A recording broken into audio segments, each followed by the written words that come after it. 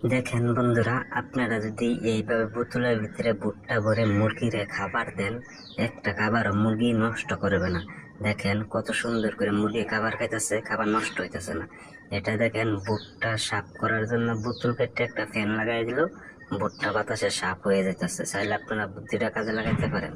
দেখেন কত সুন্দর করে ভুট্টা ডালতেছে। এটা দেখেন মইয়ের মধ্যে এইভাবে জুতা লাগাইয়া তারপরে মইটা আপনার উপর উঠবেন, মই জায়গা থেকে লড়বে না। দেখেন জায়গাতে আছে। যারা নাকি কৃষি কাজ করেন তারা এই কাজটা ব্যবহার করতে পারেন। একটা বোতল কেটে মোবাইল টাকা এখানে রেখে কৃষি কাজ করবেন, বৃষ্টিতে ভিজবে না। কত সুন্দর করে দেখেন। এখন এটা দেখেন ভুট্টা উপরে উঠানোর কি একটা টেকনিক খাটাইলাম। এই গাড়ির মধ্যে দড়ি বেঁধে গাড়িটা পেছনে নিয়ে যেতেছে আর বালতিটা উপরের দিকে উঠতেছে। দেখেন সহজেই উপরে উঠাই ফেললো ভুট্টা।